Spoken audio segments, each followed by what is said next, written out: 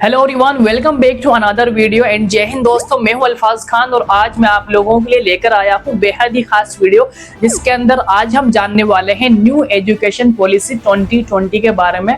आखिर क्या है न्यू एजुकेशन पॉलिसी और आखिर क्या है 5+3+3+4 फॉर्मूला और किस तरह से ये स्कूलों के ऊपर लागू होता है। और साथ ही साथ में आज की इस वीडियो के अंदर हम ये भी जानेंगे कि अभी जितने भी एग्जाम्स हो रहे हैं, इन सारे एग्जाम्स के अंदर न्यू एजुकेशन पॉलिसी से रिलेटेड किस तरह के सवालात पूछे जा रहे हैं। आज इन सारे सवालों का जवाब आज की इस वीडियो के अंदर हम देखने वाले हैं।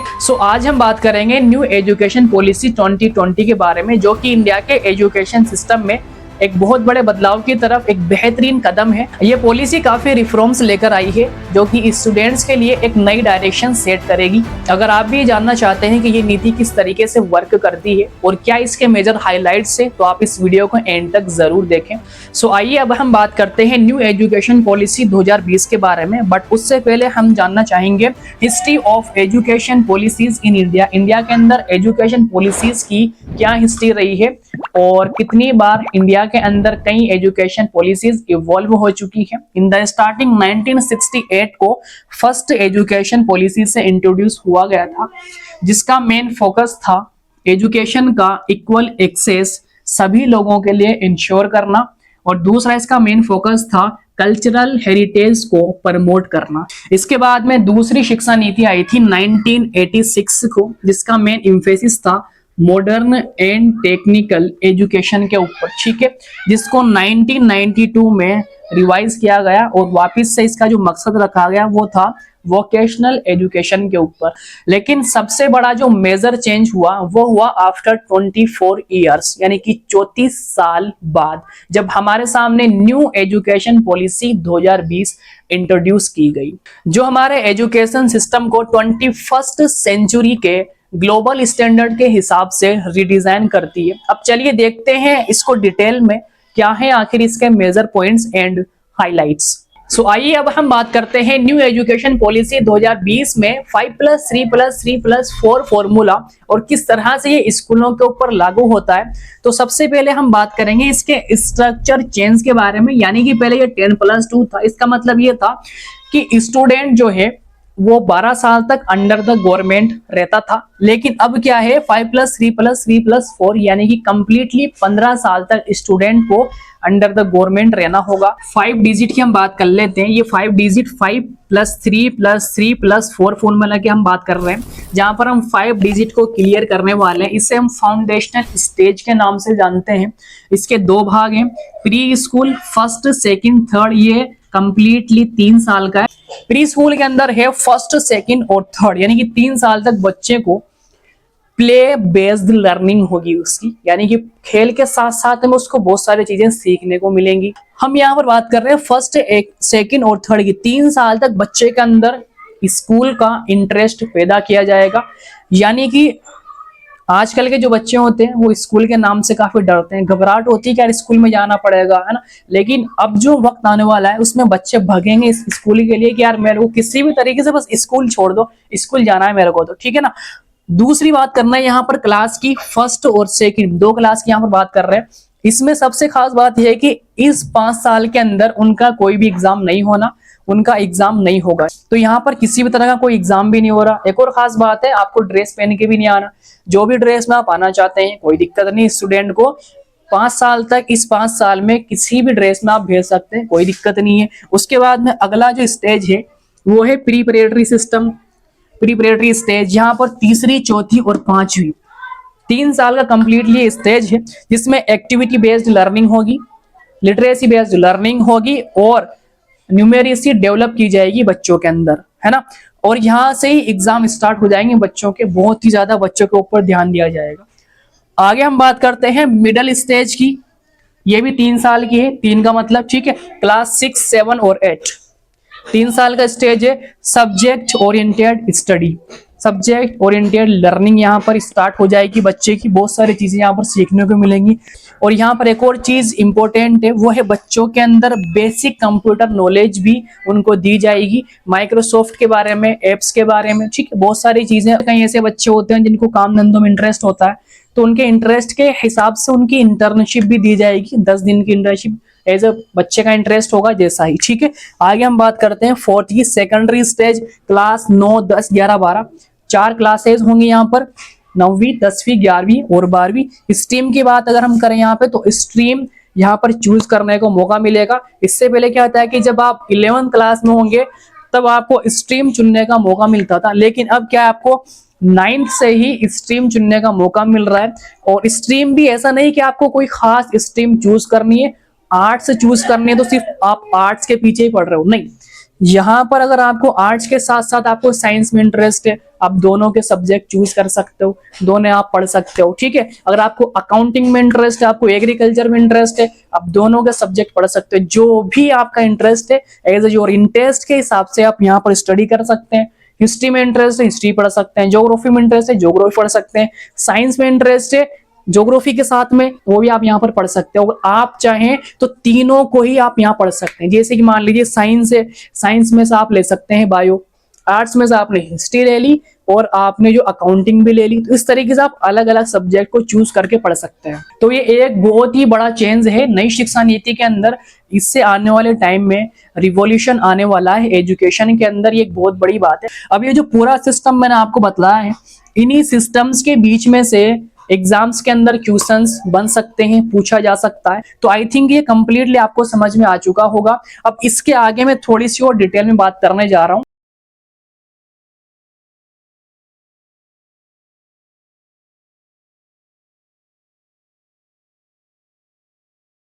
भारत के अंदर सबसे पहले जो शिक्षा नीति आई थी वो 1968 को आई थी। हम थोड़ी सी हिस्ट्री भी देख लेते हैं। उसके बाद में दूसरी शिक्षा नीति 1986 को आई थी, जिसके अंदर 1992 को थोड़े मोटे चेंजेस हुए थे, तो ये दूसरी शिक्षा नीति थी। उसके बाद में जो तीसरी शिक्षा नीति आई थी, ये सबसे बेस्ट थी, ये है NEP, जिसके बारे में आज हम जानने वाले हैं। न्यू एजुकेशन पॉलिसी 2020, जिसको 29 जुलाई 2020 को घोषित किया गया संपूर्ण राष्ट्र के अंदर। ये डेट बहुत ही ज्यादा इंपॉर्टेंट है, जैसा कि एग्जाम के अंदर इसको पूछा भी जाता है। और पहले इसका जो नाम था वो मानव संसाधन विकास मंत्रालय था, MHRD, यानी कि अब इसको मिनिस्ट्री ऑफ एजुकेशन, शिक्षा मंत्रालय के नाम से इसको जाना जाता है, जिसकी अध्यक्षता की थी के कस्तूरी रंजन साहब ने, जो कि इसरो के अंदर एक बहुत बड़े वैज्ञानिक भी है। हम GDP की बात करें तो GDP इसके अंदर 6% का लक्ष्य रखा गया है। इसका उद्देश्य क्या था? इसका उद्देश्य था शिक्षा एंड सीखने पर, एजुकेशन एंड लर्निंग पर इसका उद्देश्य रखा गया है। और कक्षा 5 के अंदर मातृभाषा, यानी कि जो वहाँ की क्षेत्रीय भाषा है, उसी को इसका आधार माना गया, उसी में बच्चे को शिक्षा दी जाएगी। उसके अंदर खेल कूद सब कुछ होगा, स्टडी के अलावा सब कुछ होगा, ठीक है। बहुत सारी चीजें उसको वहाँ पर सीखने को मिलेंगी, खेलने को मिलेंगी, जैसे कि पेंटिंग, ड्राइंग, बहुत सारी चीजें हैं, ठीक है। सो उसके बाद जैसे बच्चा 6 से लेकर 8 साल का हो जाएगा तो उसको क्लास 1 और क्लास 2 के अंदर प्रवेश दिया जाएगा। तो लगभग ये जो रिकॉर्ड है, पूरे 5 साल का रिकॉर्ड है, तो हमारी फर्स्ट डिजिट हमारा क्लियर हो चुका है, जिसके अंदर हम इसके बारे में जानने वाले थे। अब हम देखते हैं 3+3+4 फॉर्मूला, ये हमारा बचा है, जिसको हम आगे की वीडियो में क्लियर कर लेंगे। बट उससे पहले हम इन सारी चीजों को क्लियर कर लेते हैं, ये क्या होता है, ठीक है। सकल नामांकन अनुपात GER 2020 से लेकर 2030 तक 100% इसको संपूर्ण राष्ट्र के अंदर 10 साल के अंदर पूरा कंप्लीटली लागू किया जाएगा। संपूर्ण राष्ट्र के अंदर GER सकल नामांकन अनुपात इसको 100% किया जाना प्रस्तावित है। आगे हम बात करते हैं स्ट्रीम की, मल्टीपल एंट्री एंड एग्जिट, इसके बारे में हम बाद में बात करेंगे। सो आइए अब हम बात करते हैं 5+3+3+4 फॉर्मूले के बारे में, किस तरह से स्कूलों के ऊपर लागू होता है। सो आइए देखते हैं। हम लोगों ने फर्स्ट में जो हमारी 5 साल की अवधि थी, इसको हमने स्टार्टिंग में देख लिया है। इसे ही हम फाउंडेशन लेवल के नाम से जानते हैं। इसके अंदर किसी तरह का कोई एग्जाम नहीं होता। क्यों नहीं होता है? क्योंकि यहाँ पर बच्चा 3 साल का होता है और ये 3 साल की अवधि होती है। इसके अंदर बच्चों के साथ में सिर्फ और सिर्फ खेल कूद होंगे। बच्चों के अंदर स्कूल के प्रति जो डर है उसको खत्म किया जाएगा और उनको एज अ इंटरेस्ट के साथ में बच्चे स्कूल जाएंगे। वहीं पर उनका खेल कूद होगी, मस्ती होगी, मौज मस्ती होगी, धूल मिट्टी भी होगी, ठीक है, और ड्राइंग पेंटिंग भी होगी, बहुत सारी चीजें वहां पर, बहुत सारी एक्टिविटीज होंगी। फर्स्ट में जब बच्चा 3 साल का होगा, स्टार्ट 3 साल से है, यानी कि बच्चा जब 3 साल का काफी छोटा बच्चा होता है, ठीक है, तो उसको किसी तरह से कोई टेंशन नहीं रहती, उसको वो मस्त रहता है, एकदम मस्त, वो मस्त वाला बच्चे होते हैं, ठीक है, छोटे बच्चे एकदम मस्त वाला होता है। तो प्ले यहाँ पर 3 साल का उनको प्लेइंग खिलाए, सिर्फ स्कूल के अंदर गेम खिलाएंगे। गेम, मस्ती, मजाक, मौज मस्ती, धूल मिट्टी, पेंटिंग, ड्राइंग, जो भी कुछ बच्चा करना चाहता है उसके इंटरेस्ट से वो सारा कुछ उसको स्कूल के अंदर मिलेगा। सारी चीजें स्कूल के अंदर मिलेंगी। कोई उसका एग्जाम नहीं होना, नो एग्जाम, एग्जाम किसी तरह का नहीं हो रहा वहां पे, ठीक है। जो भी ड्रेस बच्चा पहन के आएगा कोई दिक्कत नहीं भाई, ठीक है, जो भी पहन के आना है तेरे को वो पहन के आ सकता है, तो किसी तरह का कोई तकलीफ नहीं है, ठीक है। तो सारी चीज, अगर बच्चा गंदा भी है तो उसको स्कूल के अंदर मिलाया भी जाएगा, जी हाँ, ठीक है। तो ये सारी सिस्टम स्कूल के अंदर ही होगा। अब हम बात करते हैं क्लास 1 और 2, ये 3 साल बच्चे के हो चुके खेलकूद के अंदर। कब बच्चा स्कूल के अंदर एंट्री कर जाएगा उसको पता ही नहीं लगेगा, ठीक है, यानी कि उसकी क्लास 1 और 2 स्टार्ट हो जाएगी, उसका कोई एग्जाम भी नहीं होगा। उसके बाद हम बात करते हैं प्रीपरेटरी सिस्टम, ये 3 साल का होगा। अब आ चुके हैं हम इस वाले फील्ड पे। इसमें क्या होगा, इसमें 3, 4 और 5 3 साल की क्लासें होंगी, तीसरी क्लास, चौथी क्लास और 5वीं क्लास, ठीक है। यहाँ पर क्या होगा, यहाँ पर बच्चे के ऊपर पूरा ध्यान रखा जाएगा, ठीक है। यहाँ पर बच्चे की एक्टिविटी के ऊपर ध्यान रखा जाएगा, उसकी स्टडी के ऊपर ध्यान रखा जाएगा। लेकिन यहाँ पर एक चीज है, यहाँ पर बच्चे के ऊपर किसी तरह का प्रेशर नहीं है, बच्चे के ऊपर प्रेशर नहीं है। जो बच्चे का इंटरेस्ट है ना, उसी इंटरेस्ट को ख्याल में रखते हुए उसी लैंग्वेज को पढ़ाया जाएगा। जैसे कि मान लीजिए कोई स्थानीय भाषा वहां पर चलती है, उसी स्थानीय भाषा में उसको एजुकेशन दी जाएगी, उसके ऊपर कोई बर्डन नहीं है कि आप इंग्लिश पढ़ो, ठीक है। जो उसके इंटरेस्ट है उस इंटरेस्ट के हिसाब से बच्चे को पढ़ाया जाएगा, ठीक है। और साथ ही साथ में बच्चों के साथ में कई एक्टिविटी भी होंगी, यानी कि बच्चों की जो स्किल्स है उन स्किल्स को निखारा जाएगा। बच्चों को जो स्कूल का डर है वो स्कूल का डर खत्म होगा बिल्कुल, उनको किसी भी तरह की स्कूल से घबराहट नहीं होगी, बल्कि वो इंटरेस्ट के साथ में सुबह उठ के और सबसे पहले स्कूल के लिए उठेगा और वो भागेगा स्कूल के लिए, ठीक है। तो यहाँ पर 3 साल तक का जो ये पीरियड है, इसके अंदर बच्चों को किसी भी तरह की कोई तकलीफ नहीं होगी, कोई एग्जाम नहीं होगा। जब बच्चा फर्स्ट और सेकंड क्लास में होगा तब भी उनका कोई एग्जाम नहीं होगा, किसी तरह की कोई टेंशन नहीं है, घबराहट नहीं है, डर नहीं है, हर चीज यहाँ पर सुख सुविधा पूरी स्कूलों के अंदर दी जाएगी, ठीक है। आगे हम बात करते हैं प्रीपरेटरी सिस्टम 3 साल का होगा, ठीक है, यानी कि अब ये दूसरी डिजिट हमारी स्टार्ट हो चुकी है। यहाँ पर जो क्लास 3 है, यहाँ से आपके एग्जाम होना स्टार्ट होंगे। यहाँ पर 3, 4 और 5 आपकी क्लास तक हम पहुंच चुके हैं। यहाँ पर एक्टिविटी होगी प्लस स्टडी होगी, जो भी लैंग्वेज वहाँ की लैंग्वेज है, स्थानीय भाषा है, उसी के अंदर बच्चों को पढ़ाया लिखाया जाएगा। इंग्लिश से इंटरेस्ट है, इंग्लिश बच्चे पढ़ेंगे, ठीक है। जो भी इंटरेस्ट है उनके इंटरेस्ट को ध्यान में रखते हुए ही पूरी एक्टिविटी होगी, ठीक है। किसी तरह का कोई स्कूल का डर नहीं होगा। तो बच्चा उठ के भागेगा यार मेरे को तो स्कूल जाना है, मेरे को तो पहले स्कूल जाना है, मेरे को स्कूल छोड़ दो किसी भी तरीके से। अब क्लास 1 और 2 हम देख लेते हैं। क्लास 1 और 2 में बच्चा का कब एडमिशन हो जाएगा, कब बच्चा स्कूल के अंदर जो है क्लास 1 में आ जाएगा, उसको पता ही नहीं चलेगा। क्लास 1 और 2 में किसी तरह का कोई एग्जाम नहीं है, स्टडी तो स्टार्ट हो चुकी है, लेकिन कोई भी किसी भी तरह का एग्जाम नहीं होगा। अब हम बात करते हैं 3 डिजिट के बारे में। ये है प्रीपरेटरी सिस्टम, यानी कि इसके अंदर पूरा 3 साल की अवधि है। क्लास 3, क्लास 4 और क्लास 5, यानी कि 3 साल की अवधि है। तीसरी क्लास, चौथी क्लास और 5वीं क्लास, ये 3 साल की अवधि है कंप्लीटली, ठीक है। अब इसमें class 3 activity plus study, language, math, natural, जो भी बच्चे को सीखना है वो सीख सकता है, उसकी एक्टिविटी के ऊपर ध्यान रखा जाएगा। इस नई एजुकेशन पॉलिसी के अंदर एक्चुअली में सबसे बड़ी बात यह है कि यहाँ पर जो बच्चों का डर होता है, घबराहट होती है, उस डर घबराहट को खत्म किया जाएगा।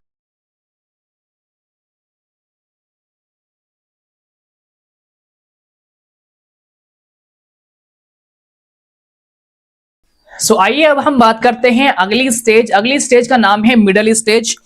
ये कंप्लीटली 3 साल का क्लास प्रोग्राम है, इस स्टेज का नाम मिडिल स्टेज है। इसमें क्लास 6, क्लास 7 और क्लास 8 की यहाँ पर बच्चों को जो है स्टडी होगी। अब यहाँ पर सबसे खास बात यह है कि इसके अंदर बेसिक कंप्यूटर नॉलेज बच्चों को दी जाएगी, ठीक है।